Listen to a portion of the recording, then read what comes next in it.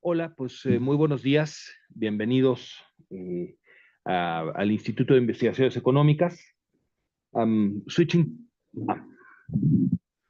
Bienvenidos al Instituto de Investigaciones Económicas.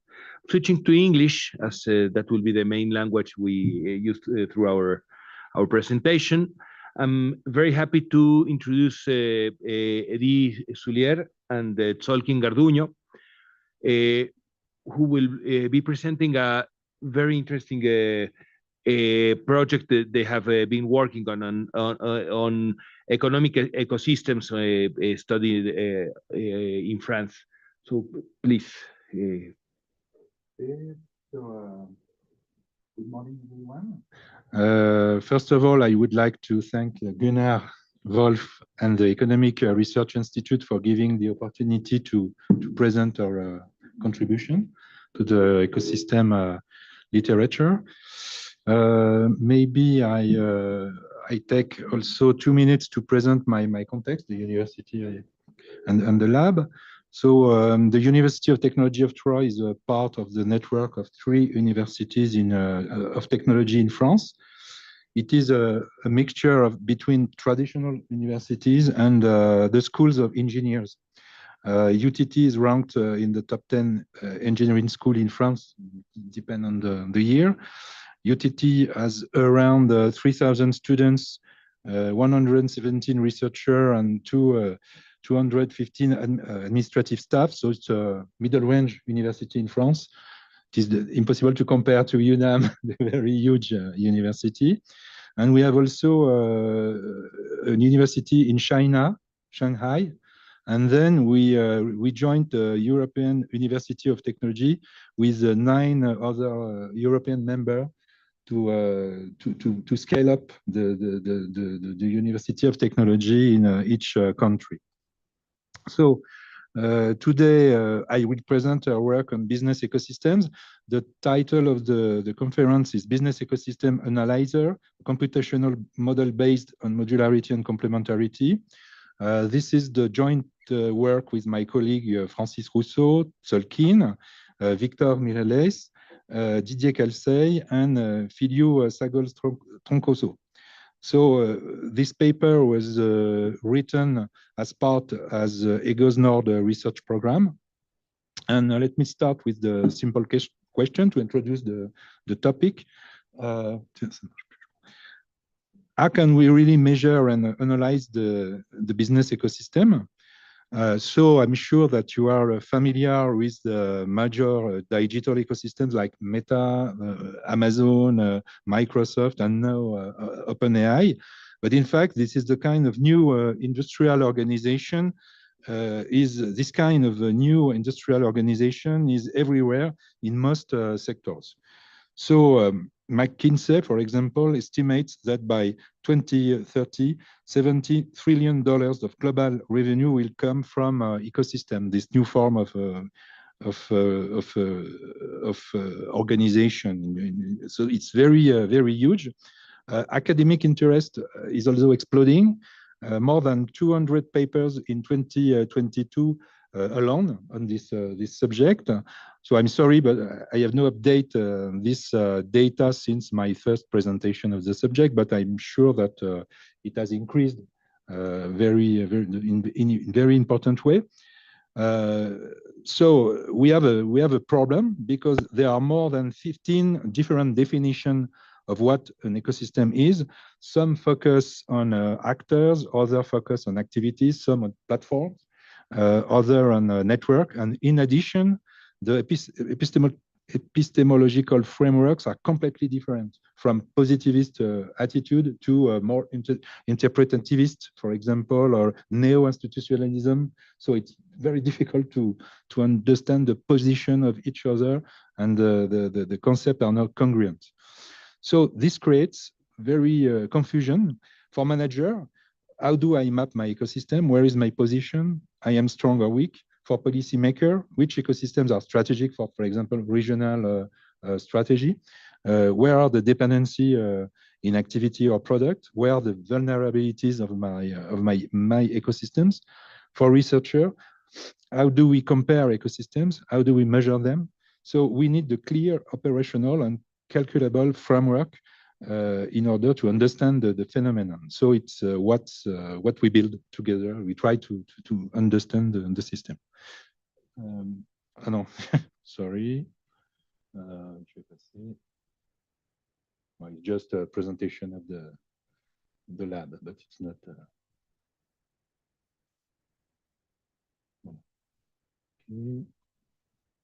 Okay. Voilà. So our approach is simple. Instead of adding a new another definition, we go back to the basic and we ask what properties do all ecosystems share. After reviewing the literature with the strong state of the art, we found two fundamental properties. First, modularity. This comes from Baldwin and Clark, 2000. An ecosystem is a modular system. It has components or modules that can be separated, but they also need to work together. Second properties, complementarity. This comes from Milgram and Roberts, 1994. Components are complementary. When using them together, creates more value than using them separately. Think about a simple example, a car battery and electric motor. Separately, they have some value, but together they create much more value. That's complementarity is at the end. So our idea is build on computational model based on these two properties and make it calculable with real data. So let me show how I do this.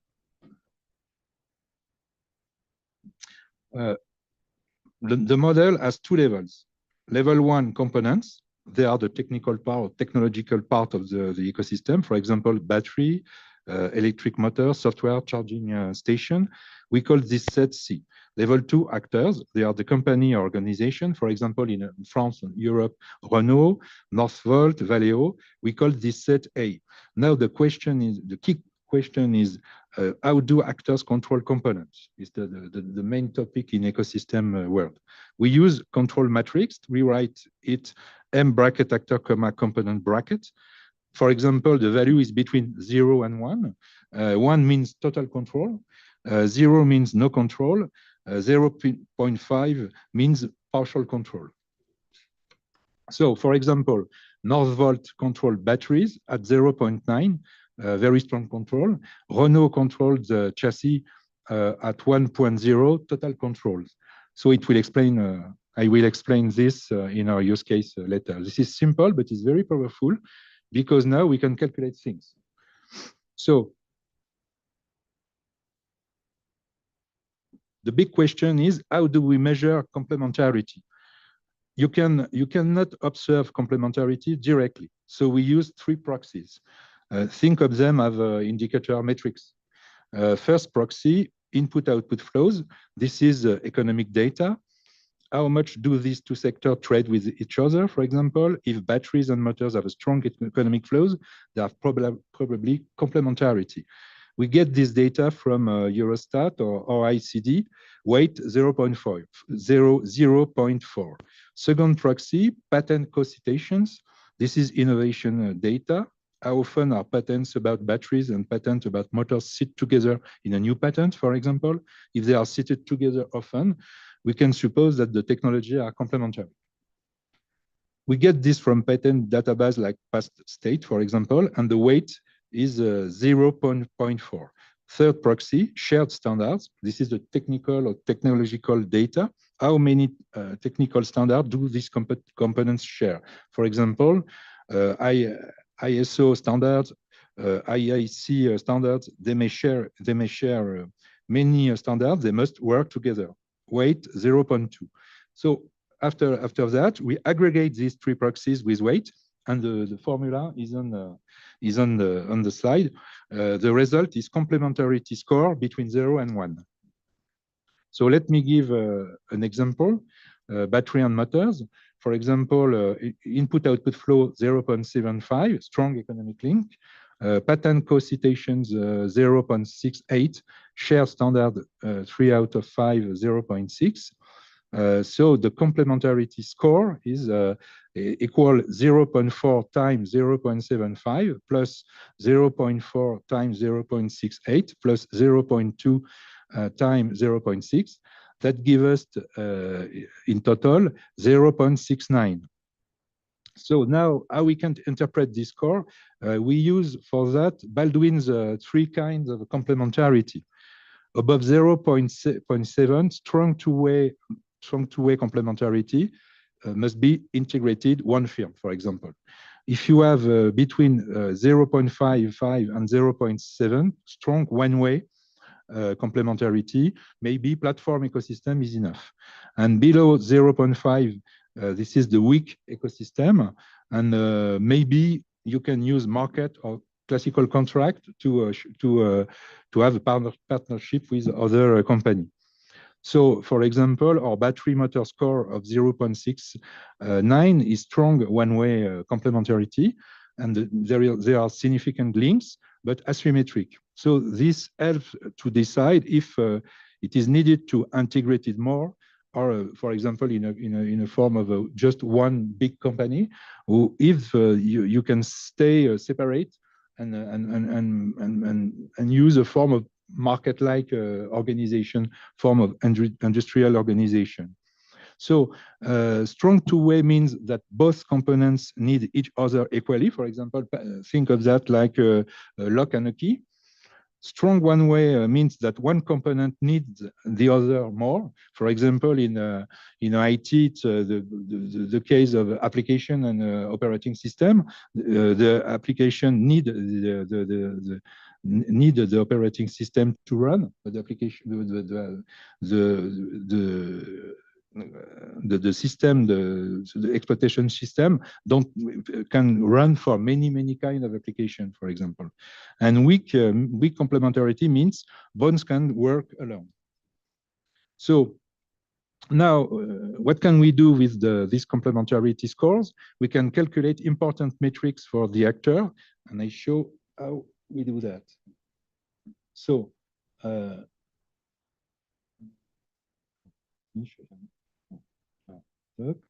okay. So once we have the complementarity scores and the control matrix, we can calculate 2 important metrics for each actor. First, centrality. Centrality is not the network social analysis centrality. It's more complicated analysis. This measure, does the actor control important components? Importance means components that are highly complementary with many other components. High centrality means you can influence the ecosystem and the product architecture. You can set standards, you can coordinate others. Second, power. This measure, does the actor control unique components? Unique means components that have a few substitutes. High power means you can capture value. You can charge high price. You have bargaining power. Now, it is the key insight. Centrality is not the same as power. So you can be central but weak. Example, an OEM that assembles many components, but all components are commodities, for example. In this case, you have high centrality but low power. You can be peripheral but powerful. Example is a monopolist of a critical component, for example, low centrality but high power. So the distinction is very important for strategy, and I show that in the prototype I try to build. So the prototype is just a working prototype. It is simply a web application. You can see it on the slide. So it has 3 parts. The first at the top, you can adjust the weight for input-output, patterns, and standards. You can change the threshold. The middle, you see the result. Complementarity scores, actor metrics, force balance, and bottom, the application. With the application, you can see a visual graph. Blue nodes are components, green nodes are actor, red lines are strong complementarities. black dotted lines are control links. So everything updates in real time. You move a slider and the graph changes immediately. Now let me show the application in the use case. So our case study is the electric vehicle ecosystem in Europe, because it is an important one. Everybody knows understand the topic. So we identified 6 main components: battery, motor, power, electronics, chassis, software, and charging infrastructure. We identify 4 main actors: Renault, Northvolt, Valeo, and Schneider Electric. For the demonstration, we use synthetic data. The data is calibrated to be realistic, of course, based on the real statistic, but it's not real data company, or because that data is confidential. So this is where Tzolkin research is very important, and the work with Victor is very important, because it attempts to build real data pipelines using artificial intelligence method or data scientist method, and these pipelines will be able to feed into our decision support tool. This is for me, my contribution is just on this level. Try to build an interface for users, and we need more and more complex method in order to feed the system and make a real decision support system or application. So this is the case study. So the prototype can work with real data. I think you just need to connect it to the database through API, for example. In fact, it's more complicated than that. But you imagine you can change the pipelines. You have one pipelines by kind of data. You can choose the data. Depends on the analysis you want to do, and then the system used these pipelines to make the calculus. So now we can interpret the result. First result, complementarities. We detect 12 complementarities above the threshold of 0.5.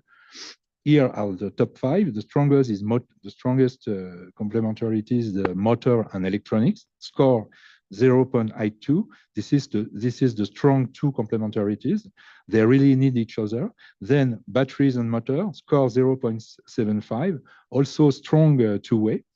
Then batteries and electronics score 0.72. Strong 1-way.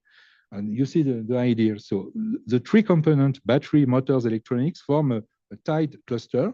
This is the electric score of the vehicle. They must work together. They are tightly integrated with the strong 2-way links. On the other hand, software and infrastructure are more peripheral. They have weaker links. So this makes sense, I think. The propulsion system must be tightly integrated, but you can change the software or the charging standard more easily. So now let's look at the actor side. The metric for actors. So Renault, for example, has the highest centrality, 0.847. Why? Because Renault controls the chassis completely and partially control motors and software.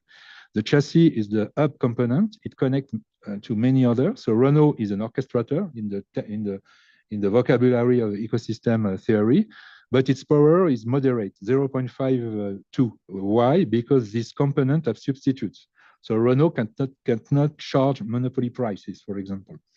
Northvolt, on the other hand, is very different because centrality is low, 0.456, but power is very, very high, 0.789. Why? Because Northvolt almost completely control batteries, which are unique.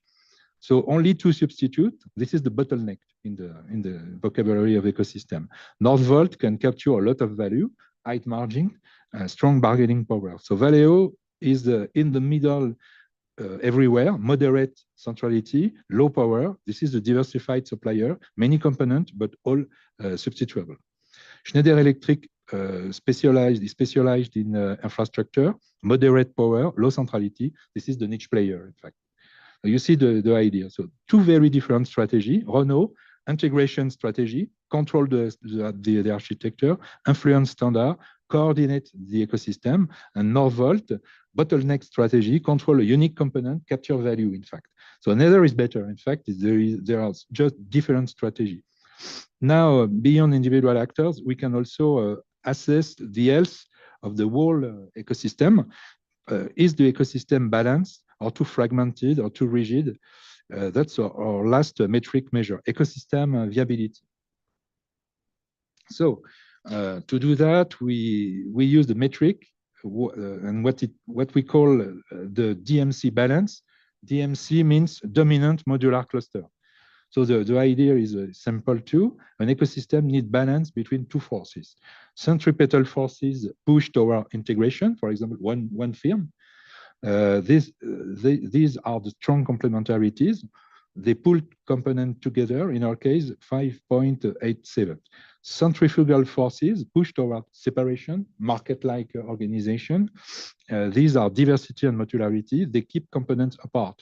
In our case, 0.9. We calculate the balance with this formula. So it's on the slide. The balance is simple. We divide centripetal by the total. So 5.87 divided by 6.77. So the result is 0.8667. Now we propose a viability criterion. An healthy ecosystem should have a balance between 0.3 and 0.7. And why? If balance is too low, less than 0.3, the ecosystem is too fragmented. Components don't work together. There is the risk of disintegration of the organization, industrial organization of the partnership. If balance is too high, more than 0.7, the ecosystem is too integrated. Everything is locked together. The risk is rigidity. In our case, 0.867, so it's too high. What does this mean? Maybe the European electric vehicle ecosystem is over-integrated, and it's not a good thing. The risks are rigidity, difficult to adapt, disruption. For example, new battery technology like solid state, vulnerability. If one central component fails, the whole system is affected. Entry barriers. New company must integrate into the locked architecture. So is this diagnostic realistic? Yes, probably. The electric vehicle industry is in consolidation phase in Europe. Standards are emerging. Platforms are being shared. Everyone uses a combined charging system, for example. Battery pharma standardizing. So this is not bad. It's just maybe a phase, but it's important to be aware of it. So what we learn? What did we learn? First, you don't need 50 definitions of ecosystem. Maybe two fundamental properties are enough, modularity and complementarity. Second, you can make it calculable. Use three proxies, input-output flow, patent co-citation, and share standard. Aggregate them. This is relatively simple. Third, actor have two different strategies. You can be a central orchestrator with low power, or you can be a powerful bottleneck with low centrality. Both can succeed, they are just different. Fourth, you can measure ecosystem health with DMC balance, too fragmented, too integrated, or just right. So this is useful for a manager, for policymaker, and for researcher. But of course, there are strong limits to the work at the moment. So we have a fourth limitation, I think. We use synthetic data. We need to apply this to a real ecosystem at scale, maybe 10, 20 ecosystems to prove the calcul with real data from maybe Eurostat, PATStat, and so on. This is our priority. Second, the model is too static. It's just a snapshot of the situation, but ecosystems evolve. We need to add the time dimension, track complementarities over time, see below they change. So how they change over the time. Third, we just use three proxies. We could maybe add more. For example, organizational complementarity is different than component complementarity at the technical level, like complementary organizational complementarities like alliances or joint venture, for example. Or on the demand side, you can also add demand complementarities like bundling, for example. Fourth, we need to validate the DMC criterion empirically. it is actually 0.3 to 0.7 really right range. Does balance correlate with resilience, for example? So we need to go further on this point.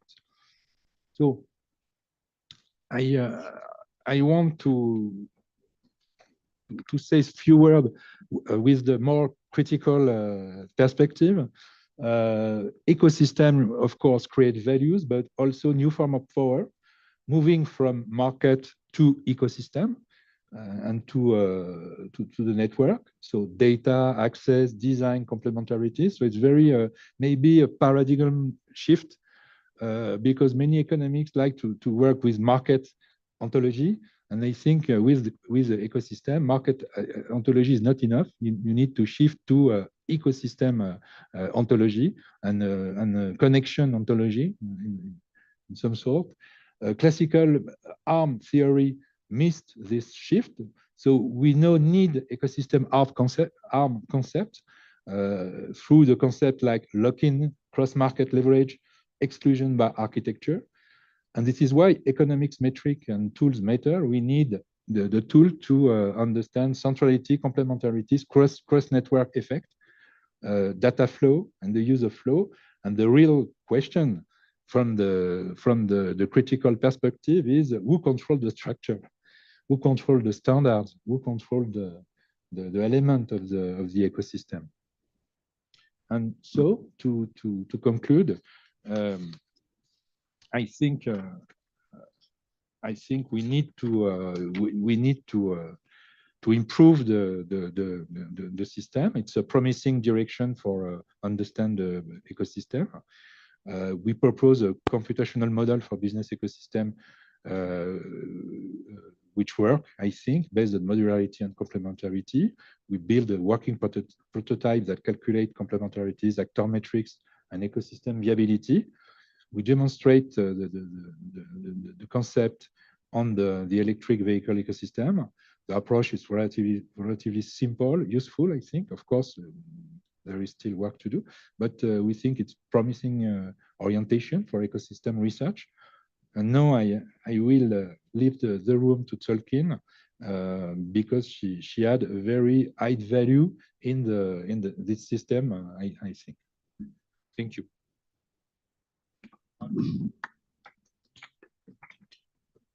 Thank you very much. Before giving a word to Tzolkin, I don't know if you have any questions regarding this part of the presentation.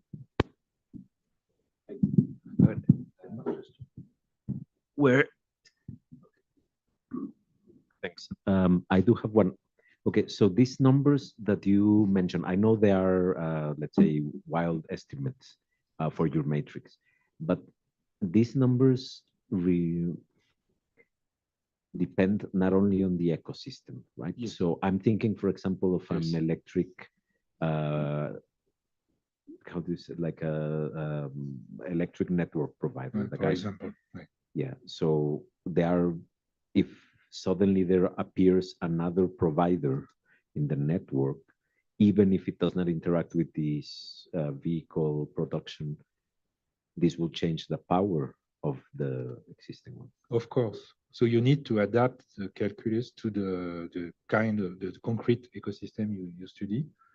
And maybe this kind of weights are valuable for industrial sector. Maybe if you have, for example, in services sector, the weight are very, very different. And the kind of complementarities are different. So you need to adapt the system to the case. Of course.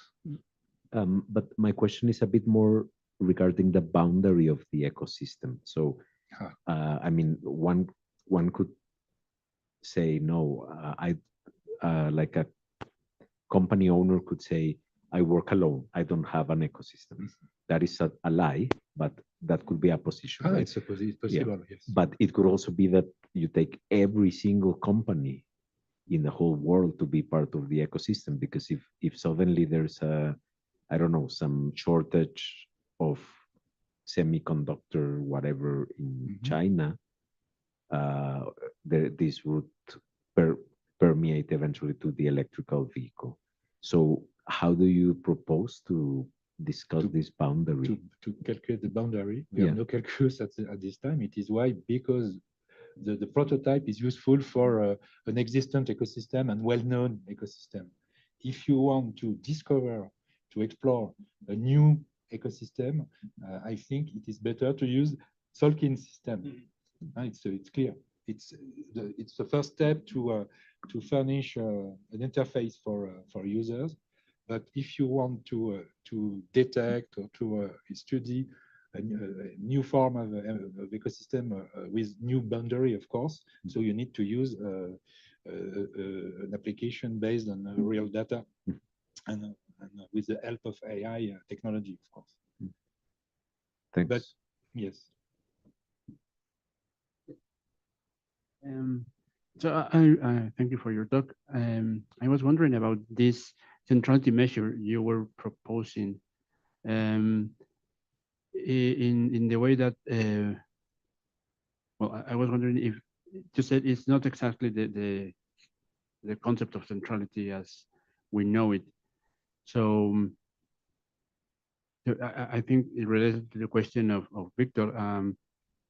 Couldn't it be possible to infer how do you call this, a latent variable to grasp centrality of other companies with the same, I don't know, to infer which companies can provide this centrality in a field of their own?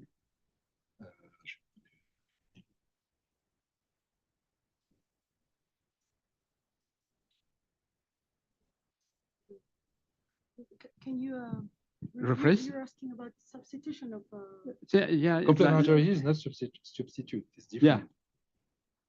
Yeah, something. Yes, I mean, like using this synthetic data. I mean, you were talking about you need real data to infer the centrality and measures of power of every company to depict the ecosystem. So, but I was wondering if is it possible to infer the centrality measure For network analysis? Yeah. No. That's no, because it is a complex construct. So it is not central. It is not a network centrality. Yeah. It is the centrality of complementarities. And complementarities, you can't observe them directly from data. I think it is the Tzolkin problem now, because it's very difficult, because it's an abstract construct, in fact, based on economic theory. Not, and it's impossible to infer complementarity directly from data like that. You need to add a layer in order to extract complementarities, but it's not network complementarity. All right, thank you. So one small question: the last two companies, they had the scores switched something. I mean, really near. Yes. 0.2 and 0.4 and 0.4 and 0.2. Are they the same? Are they depicting the same? Yeah, the same importance in the network, in the ecosystem. Yes. With the, yes. I mean. Yes.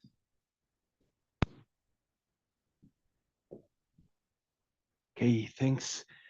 Well, yeah, just wanted, I mean, while you were presenting, I was thinking repeatedly of, well, completely different ecosystem. And of course, I'm not saying I did an analysis by myself just by looking at it, but it strongly reminded me of these shortages we had during the pandemics of GPUs because there were floods in Thailand. And one key component was missing. And that disrupted the whole the whole ecosystem. Yes. Okay, thank you. Thank you very much for your talk. And please go ahead, Tzolkin, with yours.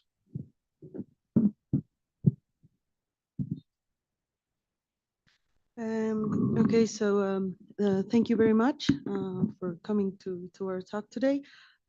Before starting, I would very much like to thank Dr. Gunnar Wolf for his invitation. His contributions to this work, in spite of them being parallel to this work, were very important, especially at the technological part. We have this is also parallel. We have certain other contributions regarding the training of models in AI.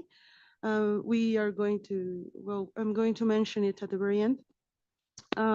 This is to say that Dr. Gunnar has cooperated and contributed to a very technical part in this project. So so the title of our, oh, I don't know if I'm sharing. Am I sharing? Oh, no, I am. No. Yeah, no, okay. Okay, yeah, here. Okay. Is that good? Yeah, okay. Okay, so wait a little bit. Okay, so this project is a collaboration of several different institutions. This project was started, or part of it is financed by the program ECOS in France.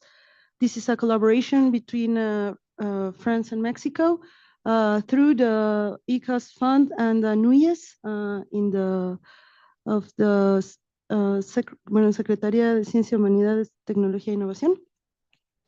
And the institution with which we are collaborating the most is el Centro de Investigaciones Interdisciplinarias en Ciencias y Humanidades in UNAM.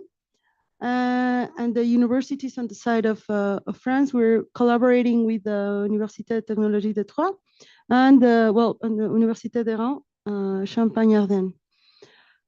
So, as Professor Eddy mentioned, we need to make sense of all the dynamics of. Oh, I can't. Wait. No. Oh yeah, right. Yeah. Wait. Wait. Yeah. Okay. So, so as time goes by, the way in which sorry, I want to show you something. Okay, here. As time goes by, we see that many, or the way the firms and businesses are interacting among each other is telling of how different territories adapt to these different needs in the market and in territories. Here, what we are watching, we're watching a map of France, and this is a chronological depiction of the evolution of how different industries, the pink dots are all the different businesses that were registered for each year. I'm doing this every 2 years.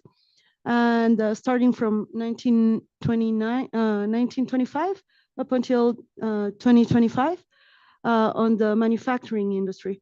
And as you can see, there are certain patterns in the way these different industries are being registered and how they are, or their territorial origins. But is this territorial distribution telling of some kind of a collaboration between firms? That is our question. What are we going, or how are we going to make sense of all the different interactions between all these different businesses? So the main definition for business ecosystems, I mean, as Professor Eddy said, there are several different definitions.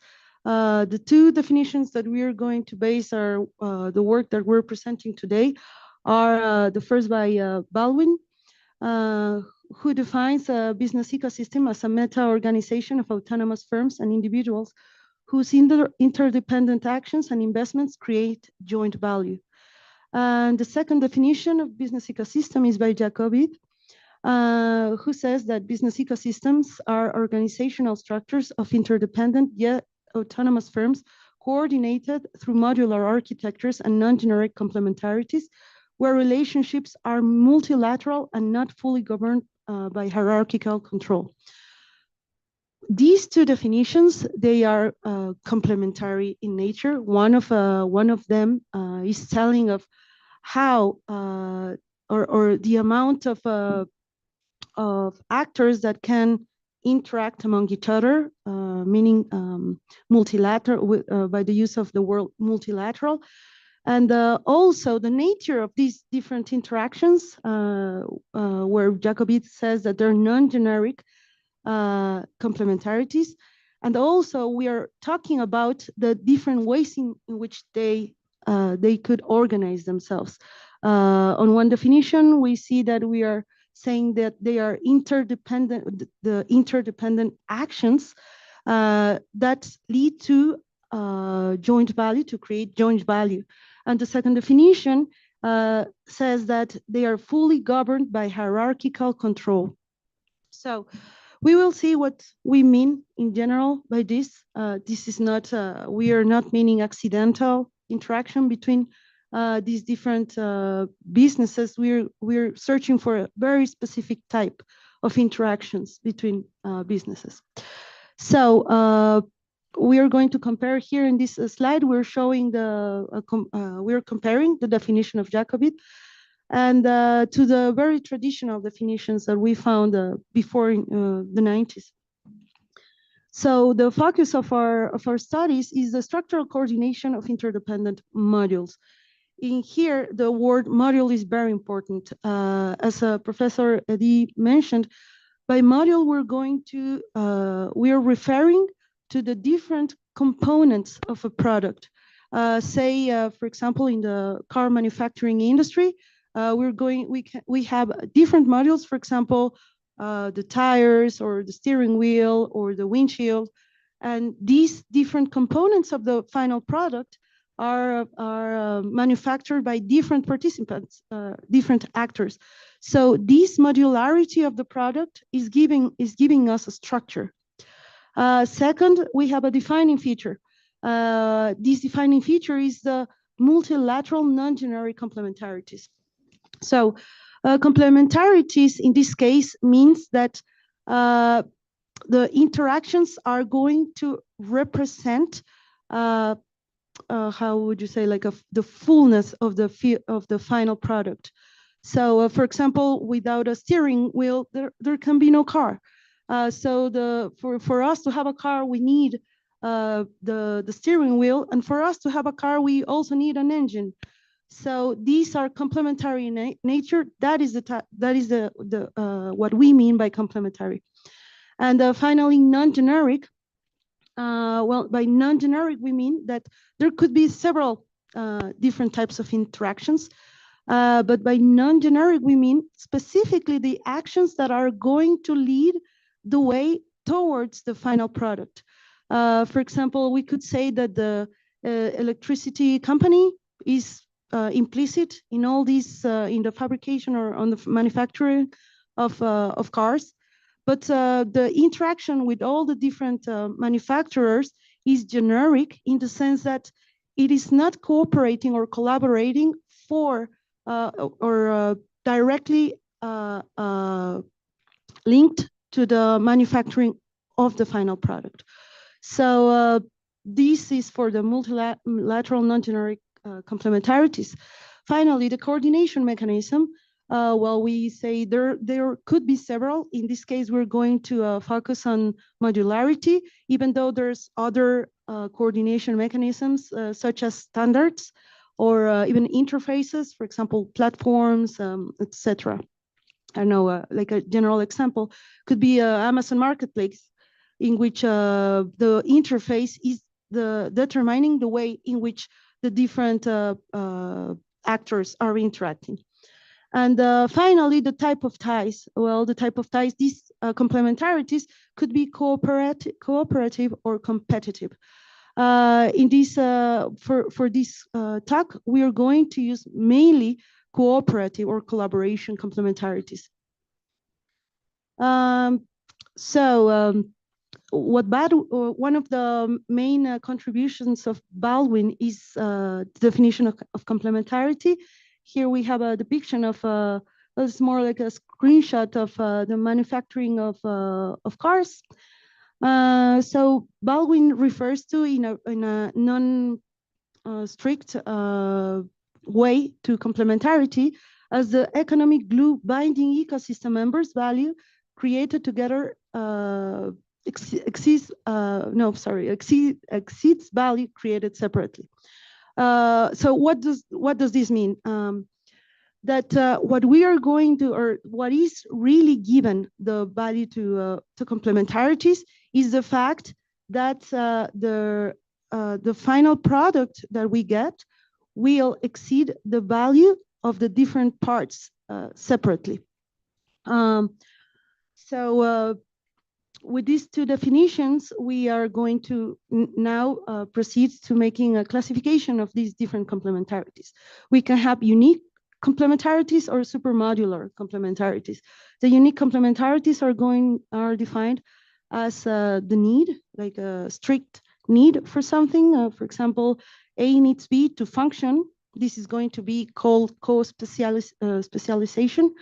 And we also have supermodular complementarities, meaning more of A increases the value of B. Okay, now we know that we're going to search for co-specialized complementarities that are non-generic. We know that we're going to look after businesses that are cooperating towards a final product. But we know that these evolve through time. The different components of a final product are going to evolve according to the way in which technology evolves. So here we have a depiction in the upper row. We have a graph, and in the lower row, we have different cars. What we mean by the upper row graphs are the different actors or the different businesses that are collaborating among each other. So there are different types of interactions or complementarities are going to change according to how the product itself changes. Okay, so in a real world, we have, I'm going to show you just to, oh, I can find my, oh, here. So,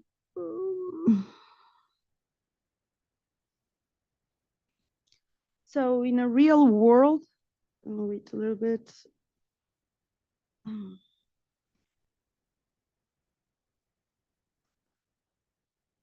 Okay, so in a real world, the type of interactions that we can get are several. We can have, for example, when we go to the real world, we find out that there are not only businesses being interacting among each other, there is also people, there's regulations, there's different territories, there's policy, so in a real world, the types of interactions that we can find, there are several. We can have, for example, mergers and acquisitions. We can have a consolidation. We can have auditorías, audits. Yeah, we can have audits. We can have collaborations for analysis, scientific contributions, etc. So in the real world, the way in which we are, businesses are collaborating is heterogenic in nature. How do we make sense of all this? Is a very, very, very small example. In here, we only took one single firm. In this case, was Capgemini, and we found out that in order to be able to grasp the actual structure of so-called Capgemini. Sorry, I'm going to close this. Sorry. Okay. We needed to be able to make a classification of all these different interactions according to the definition that we are looking for, that we are searching for. So here, for example, I just isolated some tiny examples. We have a collaboration, regulatory compliance, subsidiary, partnership, etc., etc.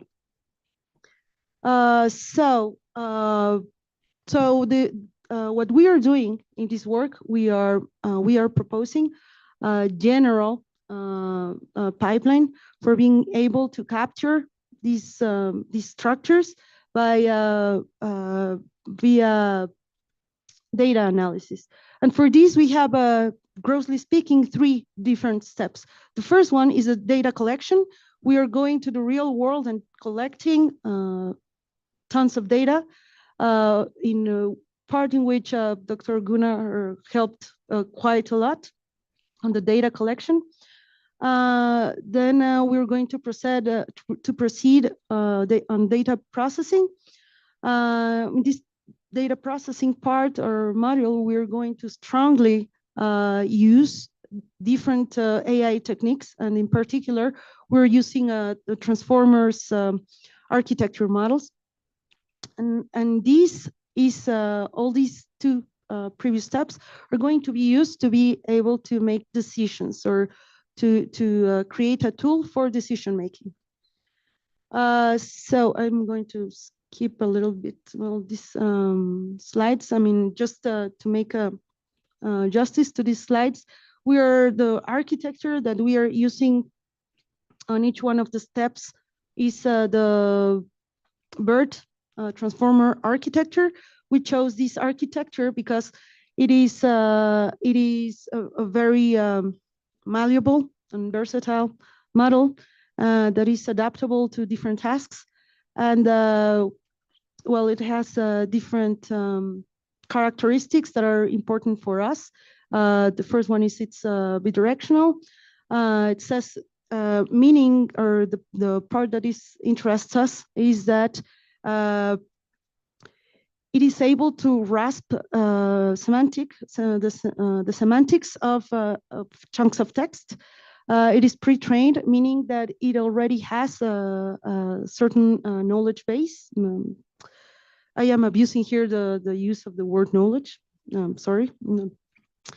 It is encoder only, meaning that we're going to be able to access a given embedding space.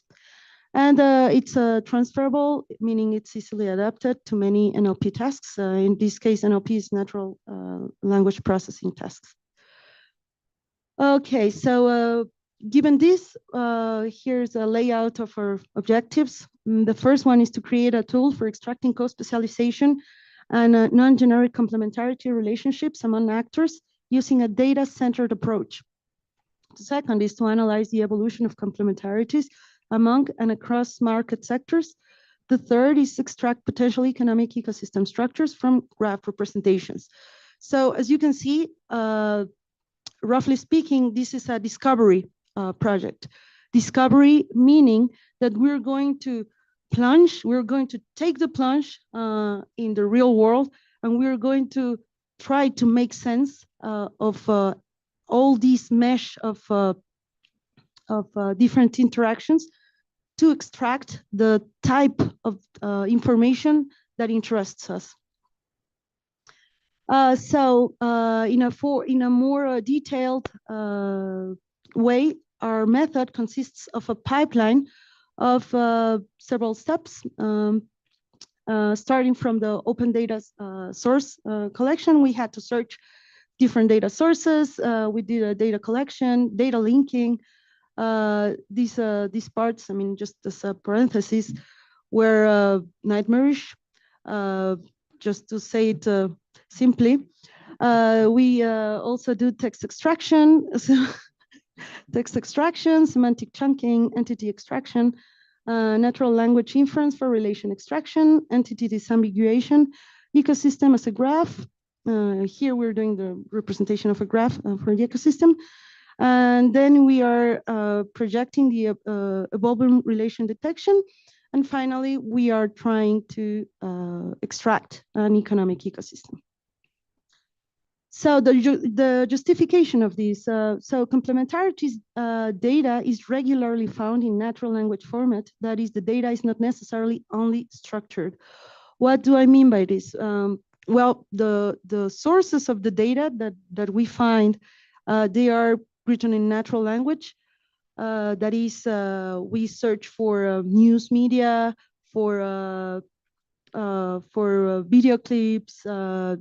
We also search for statistical data, all the type of data that we could grasp or put our hands on.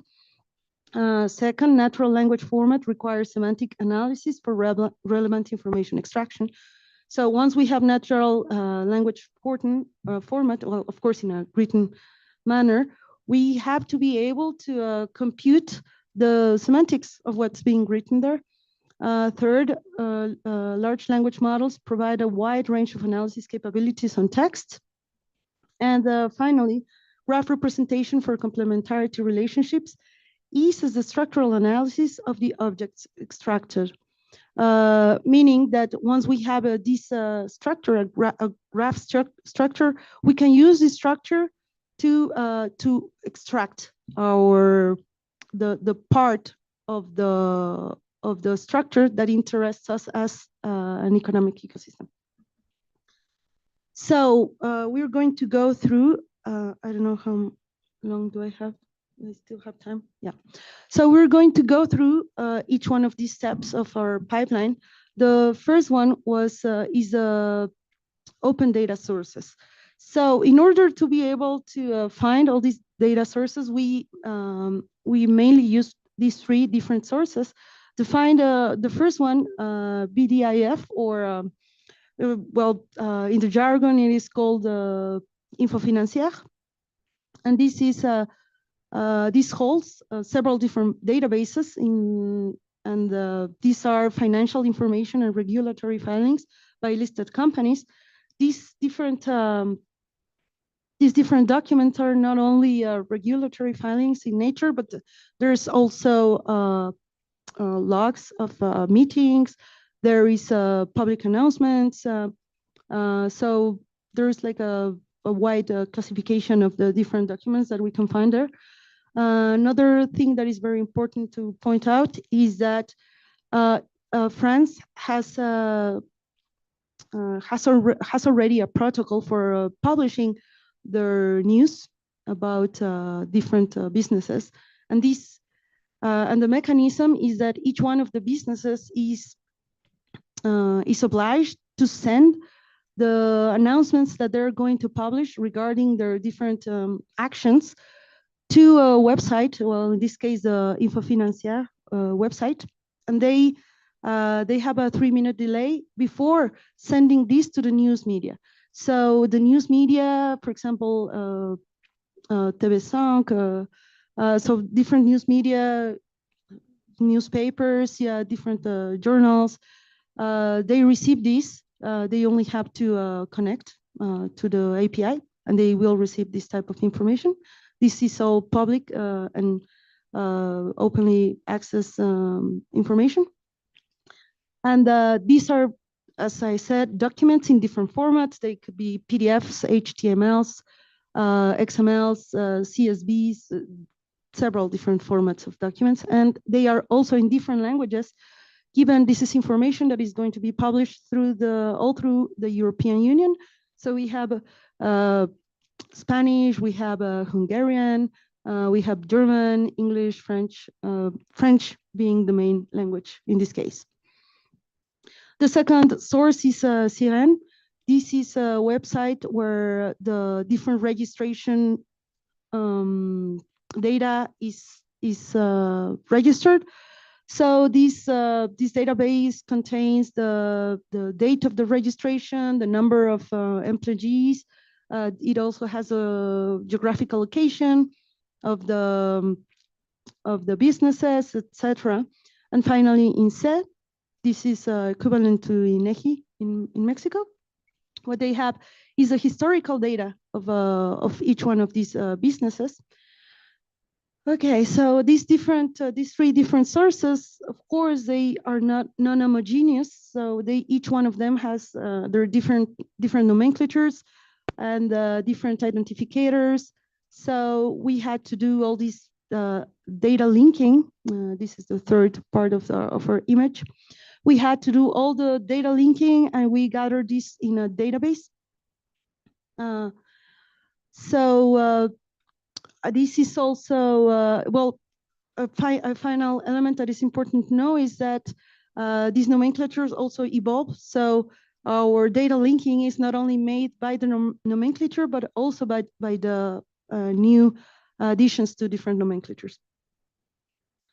The second step is the text extraction and chunking. As I told you, the format of the different texts is PDF, HTML, etc. So we had to use an intelligent OCR.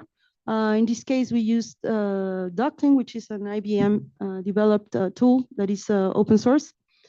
And for these, we extracted all the text and made all the text of the different documents, and we made a classification of each one of the chunks of the texts. These were by this I mean the titles, footnotes, the text, the subtitles, etc. And then we did a semantic chunking. For these, we used a BERT-based model. And by semantic chunking, we mean that we had to chunk the text. We were not going to. I mean, it's not needed to process the whole document, but instead we had to chunk our text by semantically closed sub parts of our text, and with the obstacle, with the limit restriction, with the restriction of the length of the closed chunk being the less than the maximum allowed for the input of the model that we're going to use in the next steps. Then the next step is the name entity recognition. What do we mean by this? Well, on the text, there will be the names of the companies that we're interested in. There's also going to be names of different people. There's going to be names of regions or countries. There's going to be the names of territories, etc. So for these, we use the different models for the different languages that we found, and what we extracted from this is people, or the name of people, the name of companies, and different regions. And the next step is the natural language inference. That is, for each one of the pairs of the entities that we found, we needed to determine if they were related within the text in a complementary manner. That is, if there is in the text a declaration or a stance of relatedness by complementarity. For this step, we used another word model. In this case, it was MDBERTA. And so we relate, and how does this AI analysis works? Well, natural language inference works using a premise and a hypothesis. And for making the classification of complementarity, and we also use the collaboration, we need to check or to go through a series of tests of consequence. So this is just a mild example. For example, we have two different premises. The first one is the firm solutions for tomorrow. This is the name of the firm. We'll develop together with DMS groups a new product called M1. And the second premise is the film Solutions for Tomorrow and company DMS group are both headquartered in Paris, France. So in these two examples, we wouldn't be interested on our second premise. The second premise is not really telling of a complementarity relation. But the first one is they are jointly making a new product. So the hypothesis that we're going to test is the Solutions for Tomorrow and DMS group are cooperating. So the test would be which, if any of these is correct. The premise one necessarily entails C, and the second would be P2, premise 2 entails C. So we train a classifier to solve this entailment problem. And so what we would like to receive is Solutions for Tomorrow and DMS group are in a cooperation relationship. And in that manner, we will determine if they are holding a complementary relationship. Next in our pipeline is the entity disambiguation. What do we mean by this? Well, we have a huge set of documents, and these documents will be referring to different actors, different businesses. But these different businesses will have different tweaks in their names. For example, Air France could be referred to as Air France or Air France KLM or Air France Group, and these all refer to the same firm. So we need to go through a disambiguation, meaning that we need to know which of these companies is identified with each other. And for this, we use this method, the entity disambiguation, which is a process of determining which specific entity, word, or phrase refers to in context. This resolves ambiguity when multiple entities share the same name or term. This task is crucial for accurate information extraction, search, and knowledge graph linking. For this step, we also use a MDBERTA model. So once we gather all this information now, once we enter this step, we already have the entities. We know which entities correspond to which ones. We also have the different relations that they have, and we have the linkages to the different data, to the different data sources that we have. And what do we do with this? Well, we have different firms. So these are going to be, for our graph representation, we are going to have actors or businesses that are going to be defined as actor as a body or actor as relations. Why do we make this differentiation? Well, we are making this because actor as a body is going to refer to the static data, meaning that through time, this data is going to refer to exactly the same entity, and for example, the name, for example, the location. Of course, the location of the headquarters can change, but it's not going to be as dynamic as the relations that it has. So this type of differentiation is going to make the actor as a body be recognized outside our graph structure.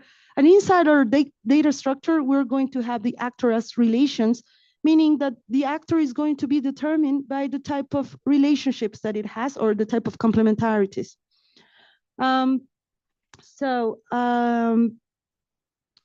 Okay, and once we have this, after this step, we already have, okay, I'm going to show you what we have. No, not this one. Okay, wait. Here. Oh, this one. Okay, this takes a little bit because it's kind of a heavy document. I added some physics interactions before, for making these representations, so it takes a little bit too long. But after the main step, what we have is something like this. We have like a mesh of different actors. And we have collaboration relationships. For example, this is Euronext. For these Euronext, this is the entity and the different relations that are coming and going from Euronext to other different actors. This Euronext here it's collaborating with I can't see from here. Okay, so that is another entity that we have there, and they're collaborating among each other. So what we have is this, but this mesh is going to change or evolve. And with the passing of time, I'm going to close, sorry.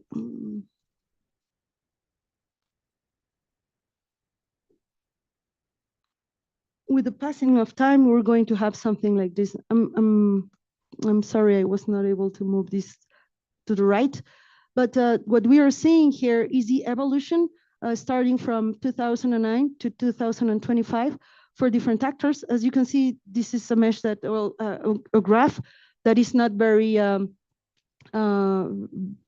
has 2,000 points. I just sampled randomly each one of the points. And the evolution is for the years, each one of the years. Here we have 2013, 2014, and these are the different regions. So these are all classified by the region, and they are also classified by the economic activity that they perform. So after this step, what we are going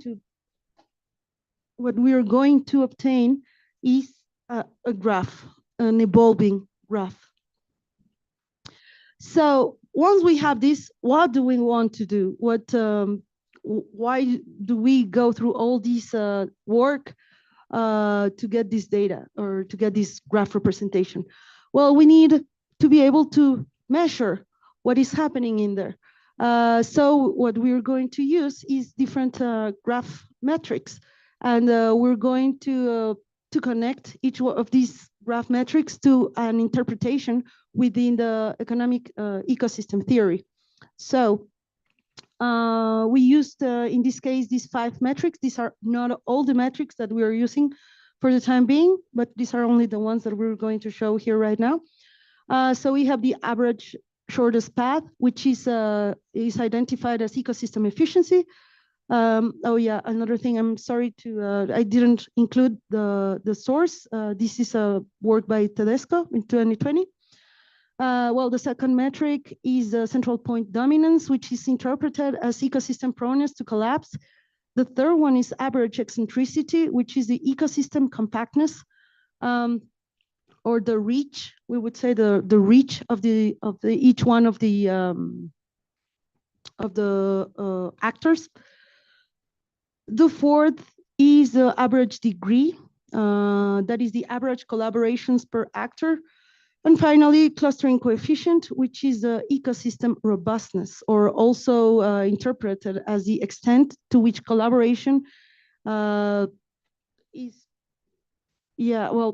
possessed by or among actors. Yeah, sorry, I didn't. Yeah, observe, sorry. Yeah, I didn't notice that it was being blocked. Okay, so this is an example of what we are getting. So we know that we filtered all the data that we have here. We have at the database level. So we are able to filter with simple queries for the different elements that we have. We have, for example, in the upper left figure, we have the evolution for each one of the metrics within sector B, or the extractive industries. So we can see that the extractive industries sector had a peak under central point dominance in 2006. So we would be asking ourselves, what is this related to? Why did this happen? For another very interesting example is average eccentricity on the lower left image.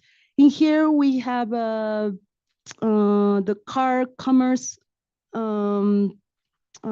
commercial activity, and in the car commerce we can see a very interesting feature to see is that the average eccentricity peaked also more or less between 2012 and 2014.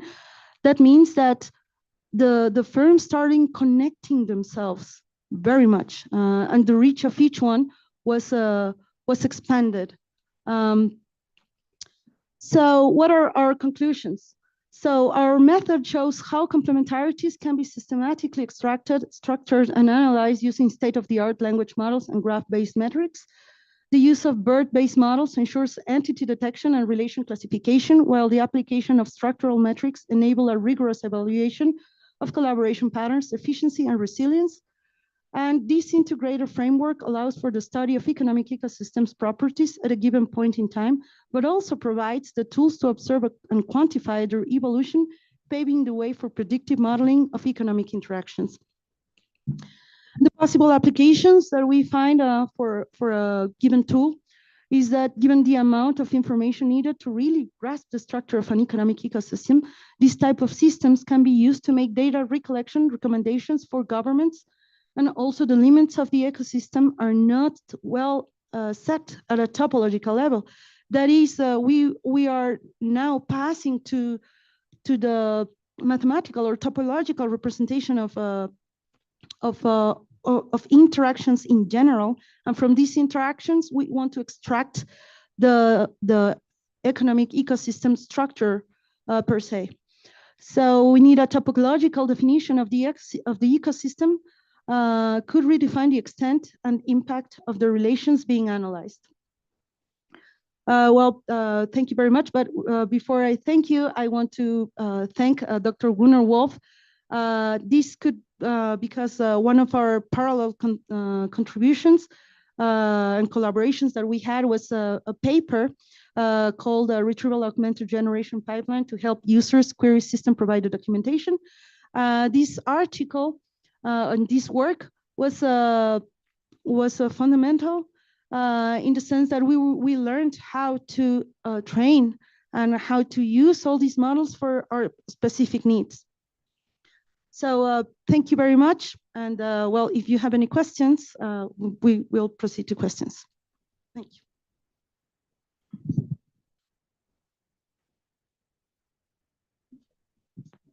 Thank you, and thanks for the talk again. I mean, it's really interesting. I was wondering, I mean, this is, as you said, the extraction analysis of data is time-rich, as you put it. But after seeing your graph again, because of the last time I saw it, didn't catch this. You have a evolving a landscape, an underlying landscape, quite difficult to grasp. And I think I mean, I don't know what's your opinion on this, but it's actually changing. The picture of it is the graph you have, but you have so I was wondering if there's a parallelism, because of this metaphor was first introduced in biology, the evolution landscape, and most of the reflections, well, it's a nice metaphor, but difficult to depict or I don't know if you have any comment on this. Yeah, actually, in this case, the way in which we're depicting is it doesn't really correspond to what we want. You know, the territories in this representation, as you can see. Oh wait.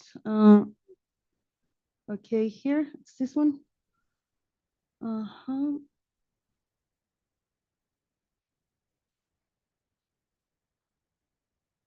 Yeah, it takes some time. Oh, I think I had it. Let me see. Oh yeah, I had it opened here too. Yeah, okay.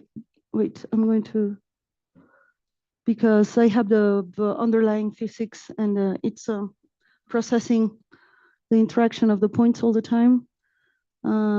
Okay, so sorry, I'm going to open it again. So as you can see here to the left, we have the different regions. These are regions in France. It is important to know that regions is not a political division that we have in Mexico. It's like we could think of as sets of states, como varios estados, así como el Bajío, things like this. Regions, like como that. el Bajío, con Right. varios estados, ¿no? Tienes Guanajuato. Okay, so this is what is meant by regions. So we have, for example, here, l'Occitanie, La Réunion. So these are different regions. And we also have economic activities. We have industry, well, the manufacturing industry. We have hotelería.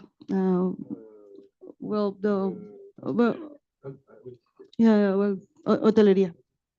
And so we have all these.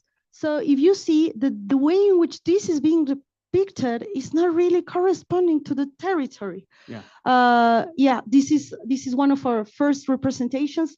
What we wanted to see if the reason why we chose this, we are using here a force atlas representation, meaning that we were using an underlying physics model, you know, with attraction and rejection. Yeah. Some sort of We are actually we're currently on the works for making this representation better. This is not depicting the different filters that we have. Yeah, because it's quite seductive, no? I mean, you have lower relationships in the border, and they tend to grow and well. Yeah. Describe the underlying, but it's not that. Yeah, it's yeah. All right. Just my final question. Last time I asked about you were talking about detecting these connections, and you said it was quite complicated to detect the actual moment in which, but just show us a map in which France they tend from 20 something to 25. Yeah. Oh yeah. This one, the map section. This one. Yes, and then there's a spike. There's phase transitions of some sort.